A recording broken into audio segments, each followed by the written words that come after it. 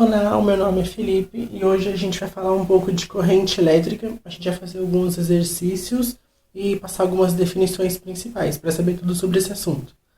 A primeira coisa, corrente elétrica. O que é uma corrente elétrica? A corrente elétrica ela é definida como sendo um movimento ordenado de elétrons num determinado condutor elétrico sob a ação de um efeito de um campo elétrico. O que vem a ser um condutor elétrico? O condutor elétrico é todo aquele meio material no qual os elétrons eles podem fluir, mesmo que desordenadamente, eles podem fluir livremente, diferente do meio isolante elétrico, que no caso do isolante são aqueles que eles vão ter uma maior dificuldade para se movimentar, como por exemplo plástico, e enquanto que condutor a gente tem como exemplo os metais. A intensidade. A intensidade de uma corrente elétrica ela é dada pela letra I, corrente elétrica, e ela é dada por a variação de carga dividido pela variação de tempo. A variação de carga é calculada, também pode ser calculada pela forma a variação de carga é igual ao número de elétrons vezes a carga elementar. O número de elétrons serão a quantidade de elétrons que passou em uma determinada área num determinado tempo. Já a carga elementar ela é dada pela carga elementar do elétron, que é 1,6 vezes 10 elevado a menos 19 coulombs. E nós temos também os tipos de corrente elétrica. Nós temos dois tipos principais. A corrente contínua. A corrente contínua é aquela no qual o sentido ele se mantém constante. Caso o sentido e a intensidade da corrente se mantenham constante, eu terei uma corrente contínua constante. Nós também temos a corrente elétrica alternada, que é aquela que a gente usa em casa, que é aquela típica das residências, no qual tanto o sentido quanto a intensidade, eles variam. Eles vão variar. Agora a gente vai falar um pouco sobre os principais efeitos relacionados à corrente elétrica. Então aqui a gente tem os principais efeitos da corrente elétrica. O primeiro deles é o efeito Joule, que também é conhecido como efeito térmico.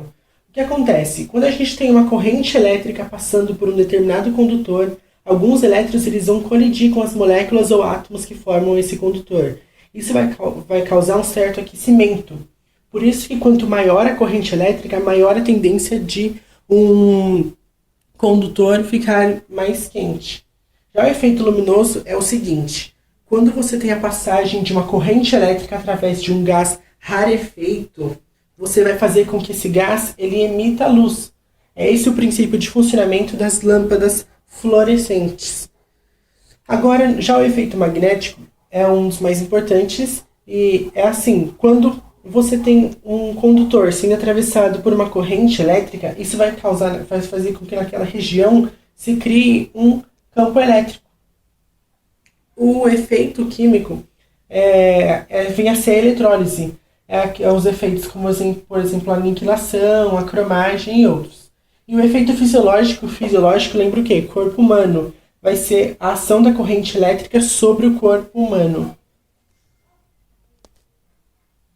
Agora a gente vai falar um pouco sobre os elementos de um circuito elétrico. O principal deles é o gerador. O que vem a ser o gerador? O gerador será o elemento que vai fornecer energia aos elétrons, para que ele possa percorrer o circuito. O gerador ele é representado dessa forma aqui. Isso significa, esse tracinho menor significa o polo de menor potencial, que vem a ser o negativo, enquanto esse maior é o que tem maior potencial, no caso positivo. Aí a gente vai falar de dois sentidos da corrente. O convencional, que é o que eles trabalham, e o real. O real vai ser do polo positivo para o negativo, enquanto que o convencional do negativo para o positivo. Funciona desse jeito. Tradicionalmente, eles usam os elétrons se movendo do polo de menor potencial, que é o negativo, para o de maior potencial, que é o positivo. Enquanto que, na realidade, eles se movem do positivo para o negativo. Isso é usado assim porque isso tem um suporte dentro do eletromagnetismo, que fala que quando você tem cargas positivas se movendo para a direita, tem o mesmo valor, porque quando você tem cargas positivas se movendo para a direita, tem o mesmo valor que cargas negativas se movendo para a esquerda. Isso que dá suporte para se manter essa convenção atual. Nós temos também o receptor elétrico. Ele vem a transformar energia elétrica em outro tipo, por exemplo, a mecânica. E essa energia ele vai transformar elétrica não é exclusivamente térmica, porque a térmica vai ocorrer na maioria das vezes. Um exemplo de receptor elétrico é o motor elétrico, que vem a transformar energia elétrica em energia mecânica. E por fim, o resistor, que é um dos mais importantes, e ele vai transformar a energia elétrica em energia térmica. O símbolo do resistor é dado por uma linha em zigue-zague. E ele vem a se referir assim, cada material resistor ele apresenta uma certa resistividade. Que vem a ser o quê? Vai dificultar a passagem dos elétrons quando tiver um resistor no circuito. Isso nos dá a referência à primeira lei de Ohm,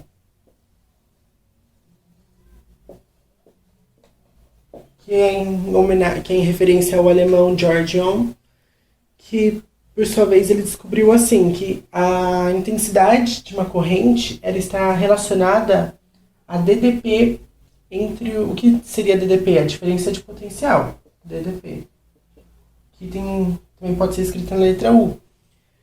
A DDP U aplicada aos extremos. Ele descobriu também que, conforme variava a DDP, variava a intensidade da corrente. Ou seja, a DDP sobre a resistência nos dava uma constante.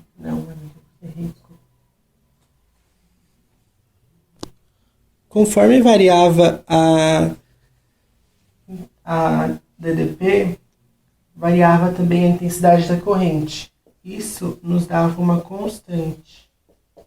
Mais tarde eles descobririam que essa constante aqui é a resistência R do material em questão.